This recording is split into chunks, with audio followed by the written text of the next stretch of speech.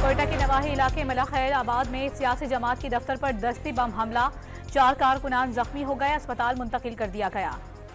گوادر کی تحصیل جیونی میں government school کے اسپورٹس روم میں کریکر حملہ، چھت کو نقصان پہنچا، عام انتخابات کے لیے پولنگ اسٹیشن قائم کیا گیا تھا۔ پاک فوج بطور 3rd ٹیئر سریع الحرکت فورس کے فرائض سر انجام دے گی، رینجرز اور ایف سی دوسرے مرحلے میں سیکیورٹی کی ذمہ دار ہوں گے۔ الیکشن کمیشن نے انتخابات کے لیے افسران ملازمین کی ڈیوٹیاں مقرر کر دی، عملہ 2 شفٹوں میں 24 گھنٹے فرائض سر انجام دے گا، شکایت میڈیا اور مانیٹرنگ سیل سے متعلق TORs جاری۔ GI رہنما سلمان اکرم راجہ کی خود کو آزاد امیدوار قرار دینے کے خلاف درخواست پر الیکشن کمیشن نے فیصلہ محفوظ کر لیا۔ بانی PTI اور بشرا بی بی نے وزیراعظم آفس کا غلط استعمال کیا، 1 ارب 57 کروڑ روپے سے زائد مالی فائدہ اٹھایا، توشہ خانہ تحائف کیس کا تفصیلی فیصلہ جاری۔ عدت کے دوران نکاح کیس کی سماعت آج پھر ہوگی، بشرا بی بی کو اڈیالہ جیل پہنچا دیا گیا، بانی PTI کے وکیل سلمان اکرم راجہ 4 گواہان پر جرح کریں۔ PTI انٹرا پارٹی الیکشن کے لیے کاغذات نامزدگی آج رات 8 بجے تک وصول اور رات 10 بجے تک جمع کروائے جائیں گے، کل اسکروٹنی ہوگی۔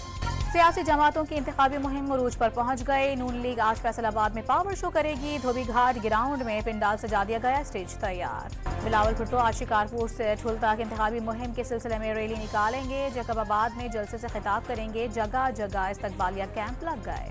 ٹانک میں جمعیت علماء اسلام کے جلسے کی تیاریاں مکمل، مولانا فضل الرحمان جلسے سے خطاب کر رہے ہیں، سیکیورٹی کے سخت ترین انتظامات۔ پنجاب میں نمونیا خطرناک شکل اختیار کرنے لگا، مزید 7 بچوں کی زندگیاں نکل لیں، مرنے والوں کی تعداد 303 تک پہنچ گئے۔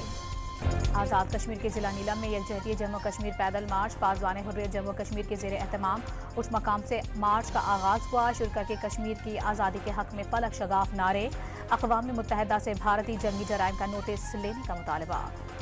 اسرائیلی فوج کی غزہ میں بمباری، 24 گھنٹے میں مزید 118 فلسطینی شہید، اسرائیلی وزیر دفاع نے اگلا ٹارگٹ رفح قرار دے دیا۔ کراچی کے مختلف علاقوں میں ہلکی اور تیز بارش، محکمہ موسمیات کی کل اور پرسوں بھی گرج چمک کے ساتھ بارش کی پیش گوئی، آزاد کشمیر میں برف باری۔ اور ڈیوس کپ میں پاکستان 60 سال میں پہلی بار بھارتی ٹینس ٹیم کی میزبانی کرے گا، میچز کل اور اتوار کو کھیلے جائیں گے۔